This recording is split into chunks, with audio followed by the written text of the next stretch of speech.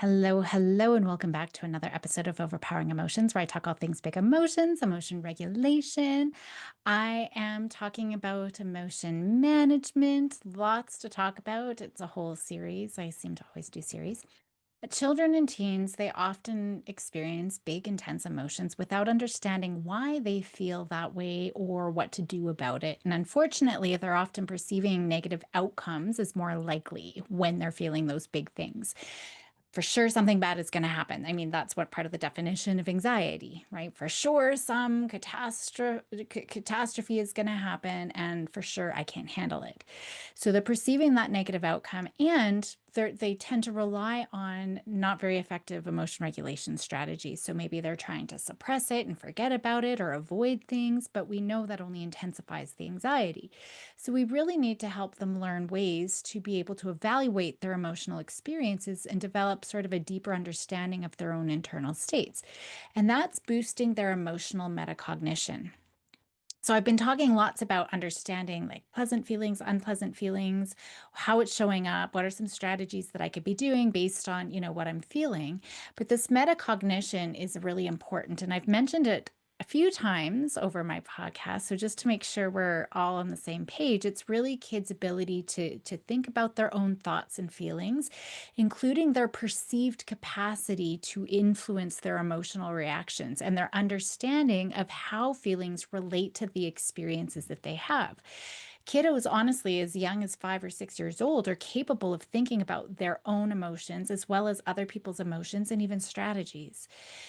Even younger than that, I've given examples of kids even younger, but teaching both how they think about the situations, that cognitive appraisal, and how they think about their emotional responses is really important because it gives them sort of these dual tools of preventing unhelpful emotion activation through how they're thinking about things and reflecting on and regulating their emotional responses. And that's through their evaluation.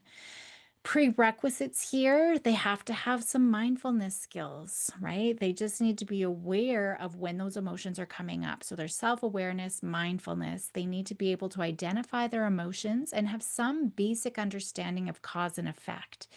If they don't really have those, then we need to go back and make sure those skills are built, right? So there's always these prerequisites. It's really important here that they're able to distinguish between affect and emotions. Affect is sort of the summary the brain makes of what's going on in the body, right? That body's internal state. It's sort of a barometer of how the body is doing inside. If we're hungry, we might see hanger type of behaviors, for example. And I've talked about the body battery, right? That's really important to think about. And there's a video there that you can check out. And kids can also learn and listen about that too if they haven't already. I like using the analogy of, an iPad battery, for example. Some apps stop working and they start shutting down. It's the same thing for us when our body isn't doing great internally. Emotions like anger, those are the stories that the brain tells about what's caused these sensory signals, that affect derives from and what actions need to be taken. So the feeling word is our interpretation, but emotions, and so that's what we say is feelings, right? Our feelings are the interpretation of what's going on, but emotions, it encompasses that affect, what's going on in the body, along with the feelings. So a lot of thoughts are there and the behaviors. When affect becomes very intense, so we have lots of physiological symptoms, the brain is more likely to construct an emotion from it. Knowing that's really important so we can consider our interpretations. So today I am going to go into cognitive appraisal. I don't do a lot of cognitive reframing because it's through experience that oftentimes kids' pathways, all of those things can be reframed. But really, cognitive appraisal is a cornerstone piece of emotion regulation. And so I did want to make sure we talk about it because anxiety is really fundamentally a disorder of the way we're thinking about things. It's a disorder of cognition, not breathing. Children primarily need to learn to think better and more resiliently rather than just using breathing techniques. And so we want to make sure we're talking about that. Now, I will say, I really did struggle whether or not to do a full episode on this because, like I said, it's not something that I really target early when I'm working with kids. And it's usually not even something I need to. I'm focusing on distress tolerance and exposure and response prevention. And then we go into the cognitive restructuring because they need to intentionally experience anxiety to learn tolerance to change the brain pathways. The emotional brain is an experiential learner. It doesn't learn through cognitive reframing, through talking.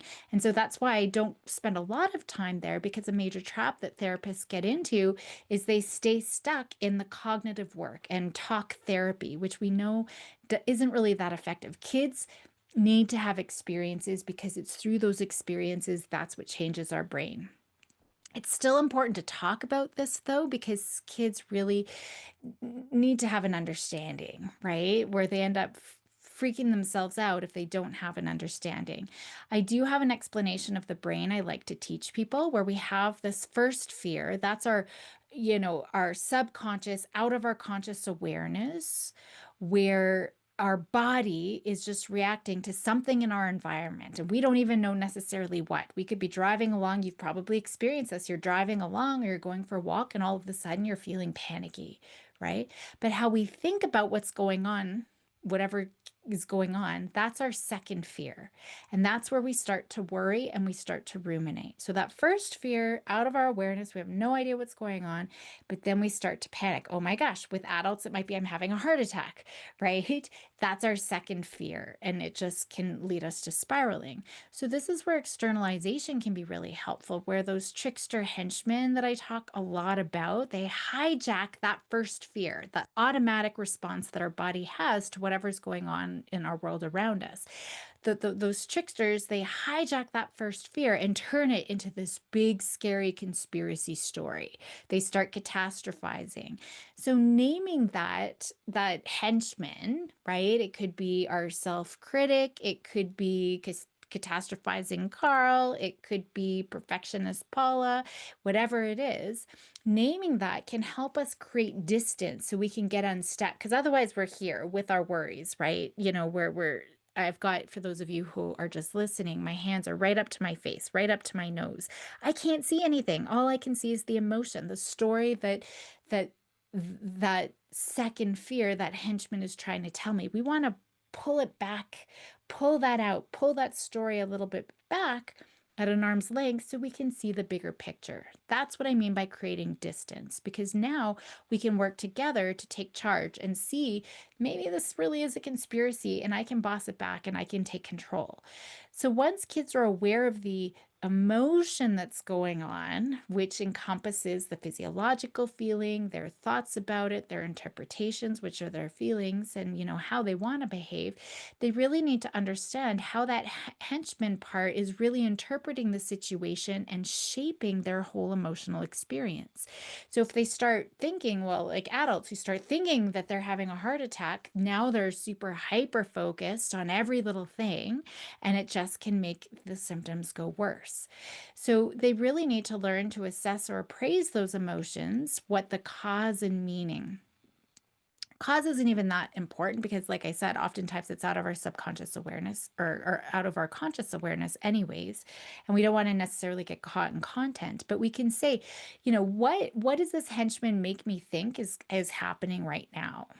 Does it make sense? Is this a threat? Is it a challenge, or is it not really that big of a deal? Adults might tell me it's a big deal and it's going to feel like a big deal, but I need to be able to take that step back so I can really see the big picture. What's the real danger? What's the real threat here? Because 99% of the time, there's not a real threat there. But our brain is always going to automatically assume something fatal is about to happen. So understanding the antecedents of an emotion can really provide a lot of important information about the adaptiveness of the emotional response. So for example, if you've got the emotion of like the feeling of fear, right? Is it an adaptive response to a real threat? Or is it an overreaction to a perceived threat? So if I'm out on a hike, I'm scared of cougars, right? Am I overreacting at every little, squirrel in the ground? Or is there a real threat there? So I'll be getting into some contextual analysis, but I want to focus first on, these pieces first before we get into some of that other stuff so we can sort of lay out this map, so to speak. So, cognitive appraisal is about how kids are evaluating an event or a situation, and it really determines its significance for their well being. So, their evaluation directly influences their emotional responses. If I think that there really is a cougar there, I am going to be way more hypervigilant and responding very differently than if I'm like, oh, it's just a squirrel, there's no cougars around. Very different walk or hike, right? Unfortunately, for a lot of people, and especially if we've got anxious people, anxious kids, those cognitive appraisals often go unchecked. So, a minor mistake, for example, becomes I'm a failure. I'm no good. I can't do this. Maybe a glance, a really, just a basic quick glance from a peer, the peer probably wasn't even registering that they're there, but a quick glance from a peer, when it goes unchecked for the kid who's receiving that glance, might be they hate me. They're automatic appraisals. They're often irrational. They're often rigid.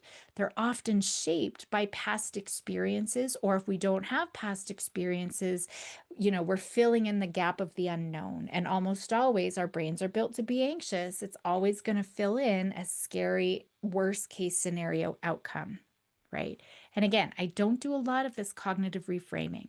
We need to give kids experiences. If they don't have experiences, they're always going to fill in that, those blanks with a scary story. And so that's why I want them to have lots of experiences.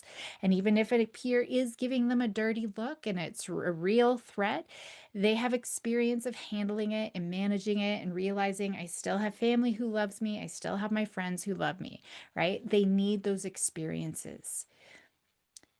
When they have those experiences, they can automatically do this. We don't have to sit down and do reappraisals and reframing with them. The skill just is developing on its own because kids are doing hard things. They're learning on their own about what that actually means and what I can actually handle on their own. So if we're doing really good exposures with really good debriefs, that reframing, the reappraisal, it just starts to happen. We don't have to change their mind because those past experiences shape how we think about a situation now. And so if we give them lots of those experiences handling hard things, they're already going to be thinking differently about the situation. And they're going to see it's not that big of a deal, right? But if they never have the opportunities and we're always making them feel better and we're always letting them avoid things, they're never going to learn. They're never this skill just becomes so much harder to learn. So that's why I don't really talk a lot about it. But, again, I think it's time that if you're interested in this, we still, this is part of the process. It just might not be so explicitly laid out as I have here. It's still important to learn. Now, Lazarus was one of the first to describe this process of reappraisal, and he proposed two key types of appraisal. One is the primary appraisal. Is this situation relevant to me? Is it a threat? Is it a challenge, or is it benign? The other is the secondary appraisal. Do I have the resources or coping skills to handle it? Do I have control? Again, anxiety wants people to automatically believe that absolutely something for sure bad is going to happen and that I can't handle it. That's what anxiety is. So both appraisals here are not helpful in pretty much all of our daily life. But with anxious kids, they start to take over and take over and take over, and that becomes their automatic response. So if you've got a kiddo who appraises a pop quiz as a personal threat, I'm a failure, I'm going to fail, I'm going to disappoint everyone, right? Everyone's going to be mad at me. I'm never going to get into AP. I'm never going to get into university. I'm never going to have a job. Like it just spirals and snowballs, right? So if that pop quiz, they take it, they interpret as a personal threat, it's going to trigger meltdown, anxiety, avoidance, right? Whatever externalizing behaviors that get them sent to the principal's office to avoid that pop quiz in the first place, or they're internalizing, right? But for the externalizing student, now they're seen as a behavioral problem. They're not recognizing the underlying anxiety. So we really need to help kids reinterpret the meaning of the event. How do we teach it? Well, if you've been listening to me, you've already learned a lot of the skills, right? Again, if we're giving them lots of experiences and lots of opportunities to learn from those experiences, they already have this skill. But if we're just going to start at the baseline, the first skill is really being aware and being able to identify those automatic thoughts in the first place. What was running through my mind when I started feeling upset? And then being able to distinguish those thoughts from facts. So many kids will say, I'm going to fail as if it's fact. We need them to distance themselves from that thought, just like, oh, there's failure, Francine, coming up again. That's Francine's story, right? So if we can say it in third person, right? Or even they can use their own name. Caroline is having the thought that she is going to fail. Johnny is having the thought that he is going to fail, right? And then they can see if there's any henchmen thinking traps coming up, right? So I always want to teach this with humor. Visuals can be helpful, and this is good for all ages, right? Even though I'm talking about children, this is good for adults too. I like having little monster characters that I use for all ages, but even with my adults too. It could be different symbols, it could be colors, it could be whatever. So catastrophizing Carl might be a volcano brain. Mind reading Mandy could be maybe it's a psychic hat. All or nothing thinking, maybe it's just, black and white googly eyes or something. I like, having people create their own names, whatever the visual sort of um, persona it could take on. So we take note of this thought and see, what henchman might be fueling it, what part might be fueling that. Some approaches will talk about the emotional mind versus the wise mind. So I'm going to give you a couple of ideas here. You got to use what works for you, what works for the kids.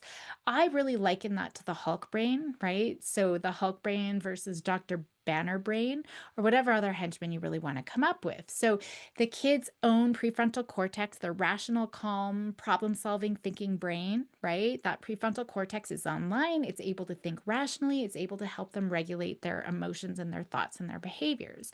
But the emotion mind, that's when the emotions are in charge. They drive the thoughts, they drive those behaviors without focusing on facts or effectiveness or anything like that. It's more irrational. It is stronger than our wise mind, though, even for adults, right? Emotions are really strong. The wise Dr. Banner mind that really allows for balanced decisions based on both the facts and the emotions.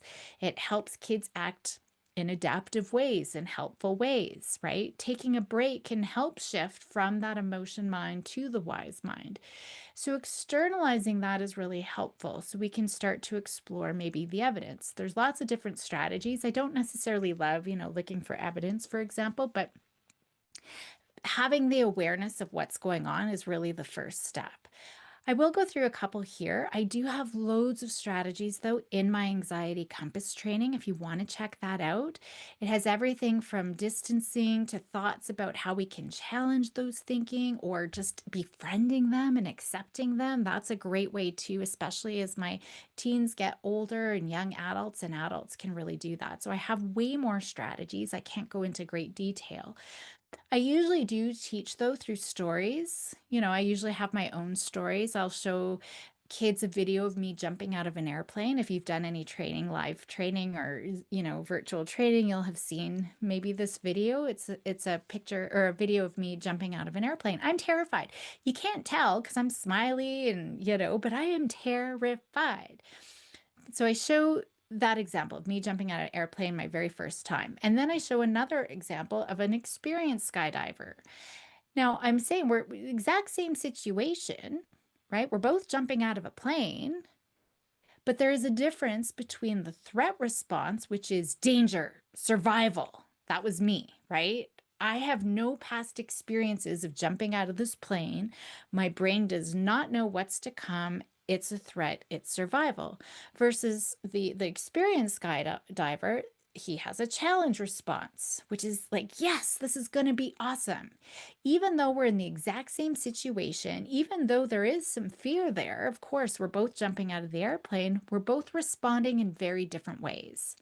And so then we can ask kids if I saw this as a challenge instead of a threat, what would change? What would be different here?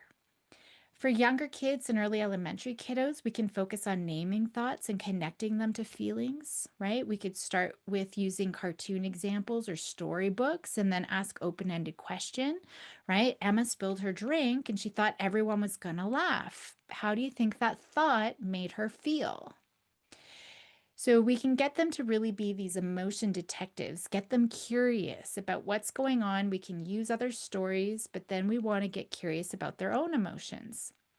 It's always helpful to be playful here, right? We want kids to act as detectives and investigate, but we want to don't make it boring and serious. We really want to make it playful. That's really important.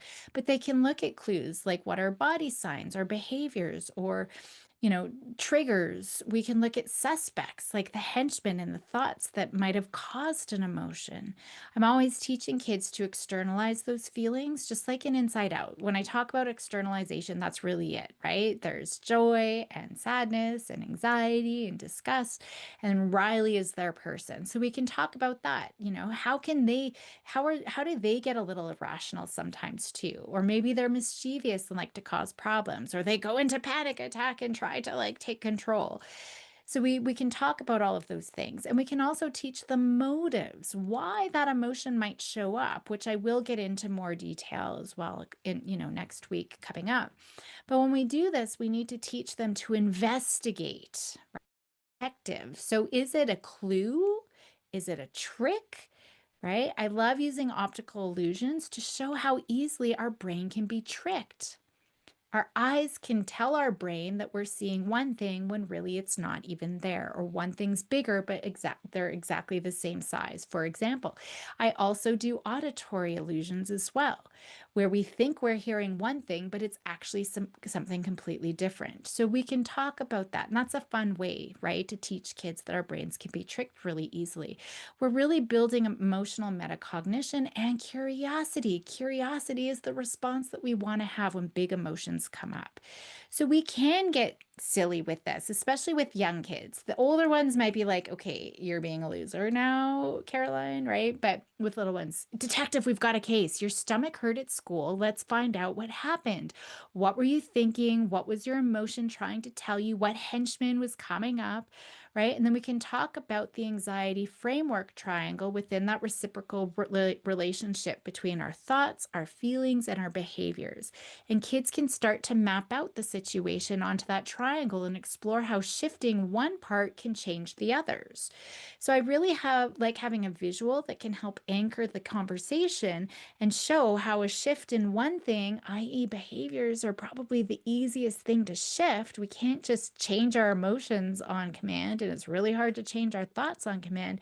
That's why I focus on behaviors. And if we focus on behaviors, it can shift the others, right? So when I thought this, everybody's going to laugh at me. I felt this embarrassment, and so I did this. I ran away. But what might have happened if I had a different thought? Like, yes, I get to go change my clothes now. I was excited to put on my Batman costume now that I've spilled something all over, right? We're going to have very different thoughts and behaviors. So we can create a feelings, thoughts, reactions chart just to help kids start to connect those thoughts with the emotional and behavioral outcomes. So you'd create, a chart with 3 columns. What happened? What was the situation? What did I think? What was the appraisal? What did I feel? Right? That's our emotional reaction. And then what did we do? That's our behavioral reaction. So I would put the emotional and behavioral into one column. Doing that can really help make some of those invisible thoughts more visible, and it really builds awareness of thought, feeling, behavior chains. And so we're opening space for reappraisal, once we see that that pattern is visible. So for example, what happened? Well, maybe my friend didn't say hi to me. What did I think? She hates me now. We're not friends anymore. What did I feel? I was feeling really sad or mad. What did I do? I walked away. You could add a 4th column. What else could have I thought or done? right? And then go into some of those behavioral things too, whether it's handling more, this type of situation or going to ask them directly, what are some things that I could do? You could do matching games to learn how situations and thoughts and emotions are connected, and changing one can change the rest. So maybe you would have a bunch of event cards like, I didn't get invited to a party, or the teacher corrected me in front of the entire class, or a friend didn't text me back. And then maybe we have thought cards like, they don't like me, everybody's laughing at me, it's probably not a big deal, right? You want to have some of those adaptive thoughts too. And then emotion cards: angry, anxious, embarrassed, but also okay and funny or whatever. So then kids can sort out a sequence to show them how different thoughts about the same event can lead to different emotions or behavioral reactions. So for, I didn't get invited to a party, maybe for match one, the thought might be, they don't want me there. And so the emotion would be sad. And then the behavior would be, cry in my room all night and then not talk to anybody. But match two, the thought might be, well, maybe they were only allowed to have a couple of friends over, right? And the emotion would be disappointed, certainly, but maybe they're okay. And you know what? I behaviorally, I texted them happy birthday, and then I gave them a little cupcake on Monday. Very different reactions, right? And so then we can talk about which of these thoughts feels more helpful, which thought matches how you would want to talk to a friend, or how what kind of friend you would want to be. What thought would help you feel like you're in more control? Right? So these we just want to raise awareness. In the heat of the moment, we're not going to be asking them to do these things, obviously, but we just want to teach them the skill. We could create alternative appraisal rounds too, where they have to come up maybe with three different thoughts for the same event, right? So always have some blank cards so kids can add their own events, or they can create decks based on recurring challenges that they do face. So we can always apply it back to them and to their experiences. I mean, there's so many things. I always say you're only limited by your own creativity. You could have thought bubbles or comic strips with character expression so kids can fill in what happened, what the character might be, thinking or feeling, based on whatever, the cues were in the environment, and then how they responded. And this is good because they're learning to identify feelings, they're taking different perspectives, they're doing the reappraisal, and they're problem solving, they're sequencing. So now we want to make sure we're bringing it back to them for sure. So if we're using other examples, we're always bringing it back to a situation that they have experienced themselves, right?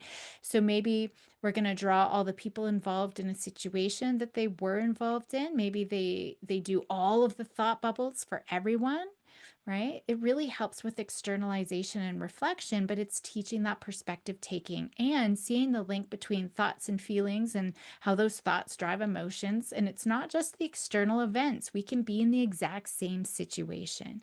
That's really important because so many kids, well, and adults as well, so many people blame everyone and everything around them, and they don't realize the power that they actually have in the situation. And then they can get, into a discussion of the thought traps like mind reading or things like that. For tweens and teens, we really want to teach this, and especially that externalization to get into some of the thinking traps that can come up. I like to brainstorm a whole whack of henchmen, all of the catastrophizing Carls and self-critical Sues and all or nothing thinking, the mind reading, right? We want to create all of those. And so they can start to identify their own personal henchmen and the patterns that, when they show up. Maybe it's at school, maybe it's during tests, at lunchtime, during practice time, and then they can make predictions of when they're going to come up so they can get on offense, right? And then we can start to look at, what's the situation? What were the stories those henchmen were trying to tell them?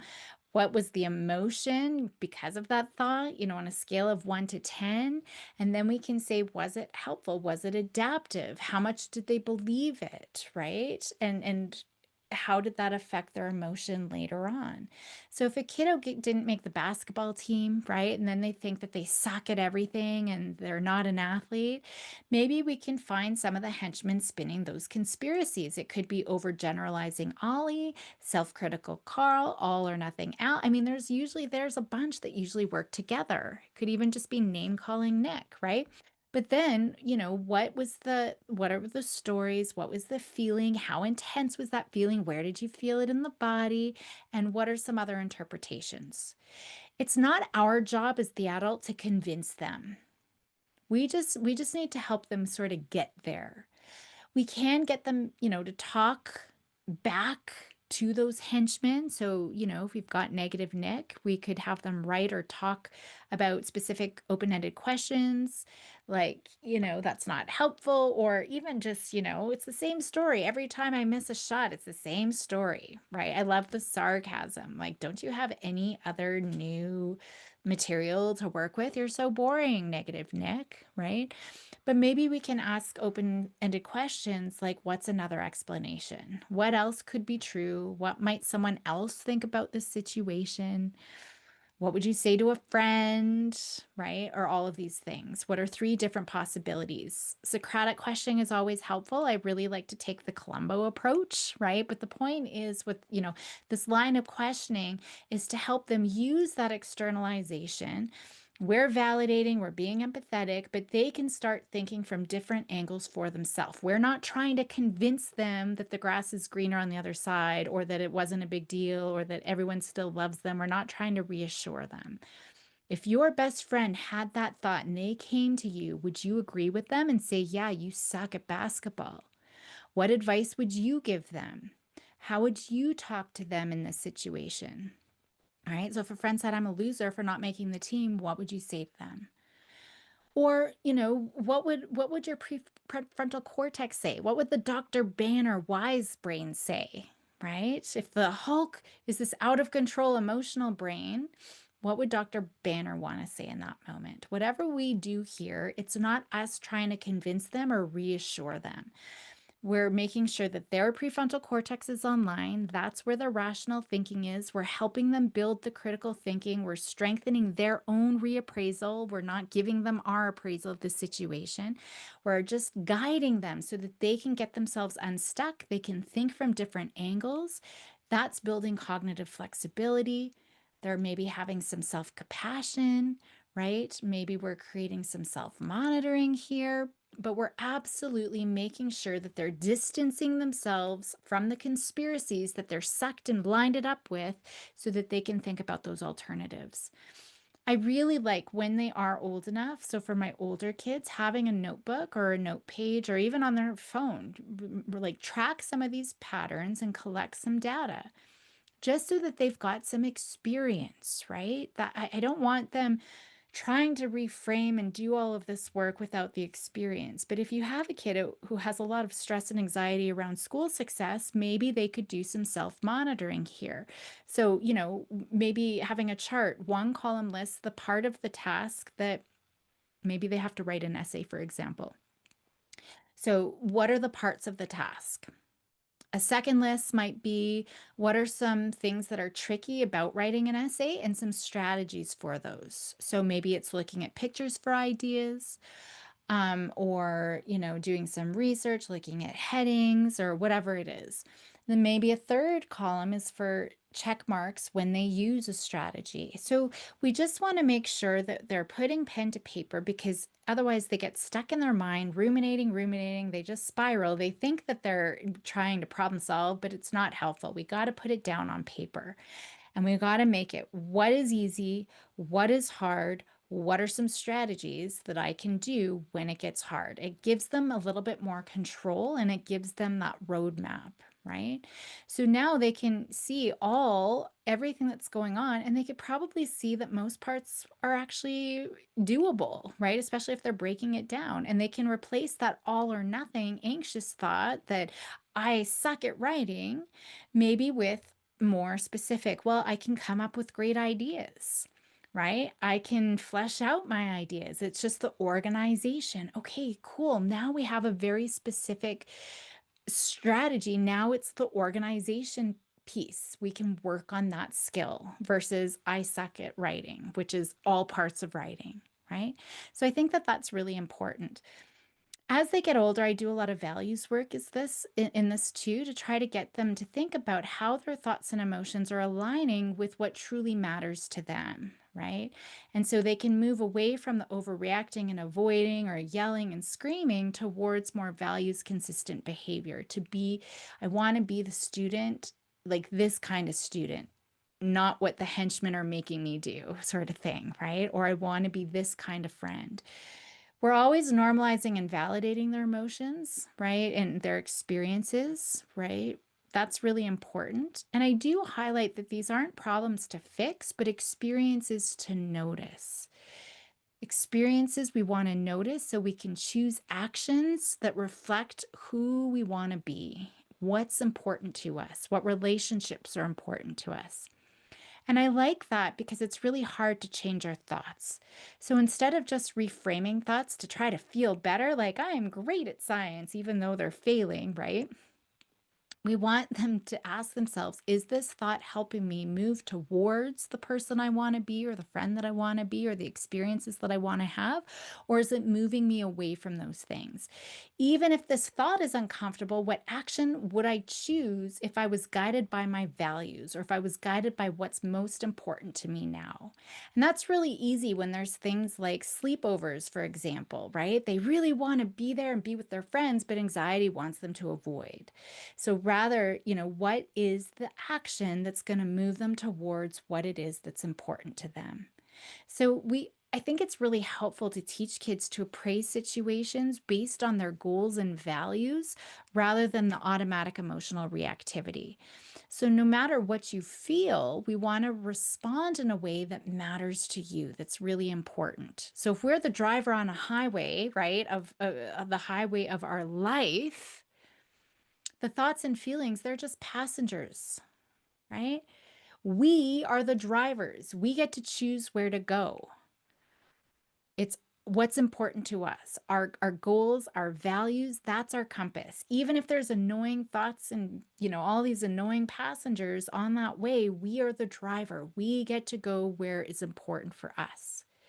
So if a triggering situation, let's say a peer posts something on the internet that they don't like, it's an embarrassing photo or something mean, the automatic appraisal is everyone's laughing at me, everybody hates me, I want to disappear. The values reflection would be I value maybe kindness and understanding and forgiveness. Relationships are important for me, or standing up for myself is important for me. So, having that values based reappraisal, that might be okay. We want to acknowledge this hurts, but if I respond in anger, I'm not being the friend I want to be. I'm not really standing up and asserting my needs. I'm going to talk to them about this. So obviously there's a lot of work there to do as well.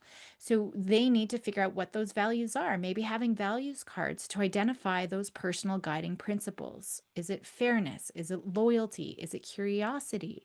And maybe they're, having a values appraisal journal with prompts like, what value was stepped on here? That's usually when emotions come up, right? Maybe it's loyalty and a friend said something that was not very loyal.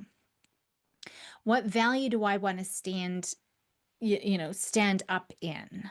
What response would really help fit the kind of person I want to be?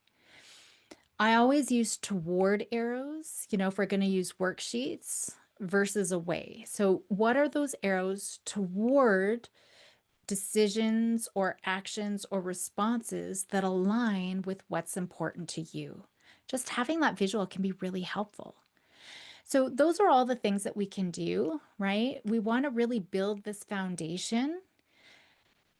The understanding is certainly important, but kids need real world practice. They need real world guided reflection based on real world experiences. So, you could do role plays just so that they can get the hang of it. So, giving them scenarios where maybe a peer misinterprets something, or they say something that, the other kid really misinterprets or takes very personally. Or maybe it is like a clear attack on social media. So let's pretend we'll put them in that that situation and then guide them to reframe with those open-ended questions and paper to pencil, right? Those problem-solving things. I personally love saying that I'm working with another kiddo who's really stuck with something, right? Like, oh man, I just got to ask you, Bobby. I'm working with Susie over here who's really stuck in, you know, her best friend posted something really mean on social media. So I try to make it as close to what this kid in front of me is dealing with. And then I ask for their advice, right? And like, what would you say? What should she do? Like, I don't know because I'm not in that space. I'm not on Snapchat. What would you do? Right? And then I'm like, wait a minute, light bulb. I wonder if that's true here for you too, right? There's so many things. I mean, there's cognitive chain breakers to help kids recognize and interrupt the escalating sequence from thought to emotion to explosive outburst or shutdown. We're just looking at that sequential link between the situation and the thought or interpretation, our reaction, maybe the physiological arousal and the behavioral response at the end. It could be screaming or crying or running away or whatever it is. So those links really often happen so fast, and unfortunately, they become a habit, right? It's just their habitual emotional response. They're not even thinking about it. So we need to interrupt that habit. They really need to recognize what's fueling the intensity of the emotion. It's not about the situation. It's about how they're interpreting it, right? So without bringing awareness to this, that chain is just going to continue to run automatically and get stronger and stronger and stronger right down into meltdown territory. So if we're using chain breakers within their chain reaction between the thought, their appraisal, and behavior to be able to disrupt that escalation. So now they're learning to develop a new response for situations when things don't turn out the way that they expected and things they say, what are different things that they can say or do in that situation. So again, always bringing common occurrences and then making sure that they're learning this framework. And even if we're using this common one instance that comes up, it can be used in any situation.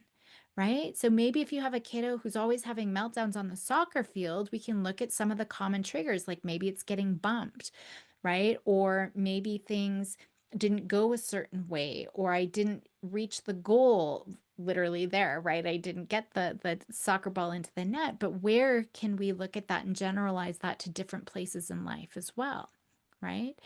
So maybe when we're looking at getting bumped, it might be on the soccer field, it could be in the hallway, it could be when I'm sitting down at my desk or on the on the bus, right? Maybe, just maybe, the other person didn't do it on purpose. That might be the chain breaker, right? What's the MGI, the most generous interpretation? Maybe the other kid was running backwards and had no idea I was there. Versus the automatic interpretation is he was out to get me, he's bullying me. Or maybe if you've got a kid who beats themselves up every time that they're making a mistake and they think I'm so stupid and they start the shame spiral, maybe they can break that chain by talking back to that critical Carl as if they're standing up for a buddy who's being a bully. Or for a buddy against a bully, right? Why are you so mean all the time? Just back off. Or really, is that all you can say? Good one, right? Maybe they don't even have a thought. They just have that physiological tension. And so the chain breaker might be to just drop into the body. What am I noticing? Okay, I'm feeling the pressure in my chest. Pendulate, like I've talked about before. Check my previous podcasts about that. Now I'm noticing my feet grounded on the floor. And now I'm going to come back up to my chest. We can direct our focus wherever we want. We just want them to respond differently. I'm not trying to change their mind or their physiological sensations, trying to make them relax. I'm just trying to get them to respond differently. But then again, we have to go put them in the situation on purpose and practice, practice, practice this new response. So maybe we're going to put them in and I'm going to purposely get Susie to come bump into Johnny, and we need to change the response. In those situations, having visuals or maybe coping cards can be really helpful as you're doing this practice, because our brain, our emotional brain, is going to want us to forget those new strategies, right? So we might just having that cue as a reminder, and we might have to experiment with different chain breakers and then discuss, with this henchman who shows up, maybe that chain breaker didn't work, but this one might. So what can we try for next time? Okay, what worked well in this practice? What didn't? What do we need to tweak?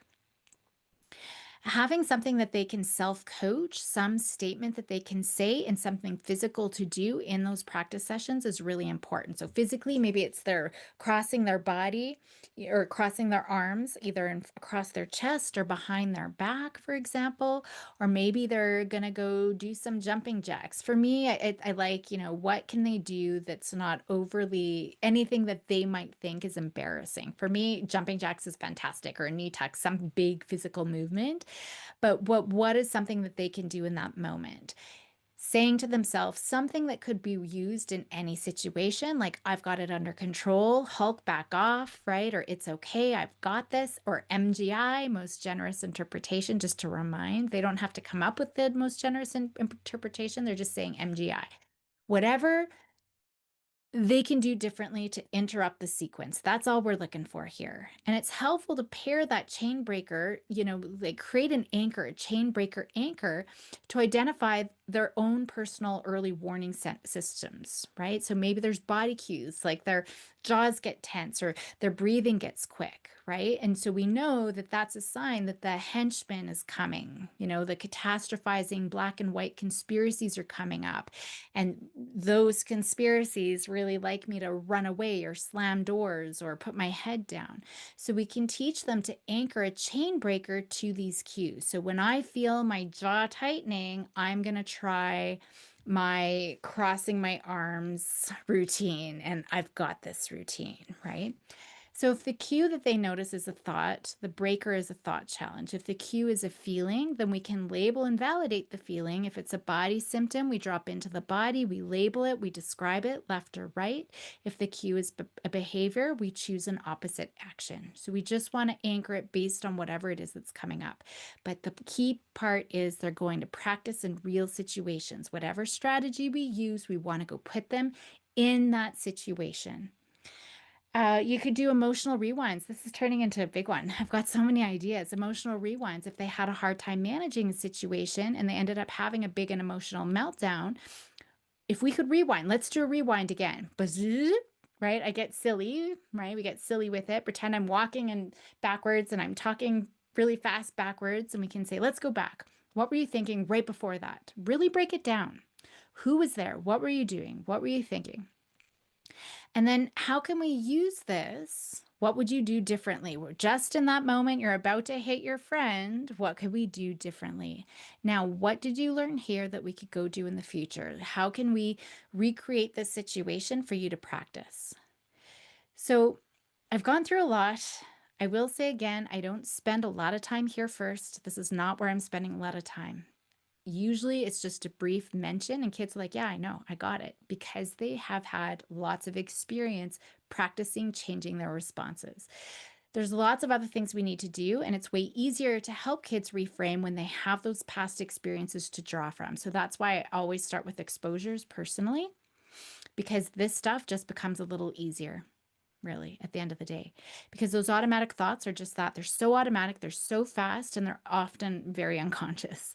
But if we're doing this work, it's really important that we're not jumping right into henchmen and thinking traps and trying to reframe their brain, reframe those thinkings. Because if we're minimizing things, they're going to shut down. So we're always starting with validation and curiosity. I find too, like, we can't just sit here and talk about it, right? If they just do talking, and never get kids to do anything differently, nothing is going to change. It's not about sitting and talking. It's about acting differently too, right? That's the key piece.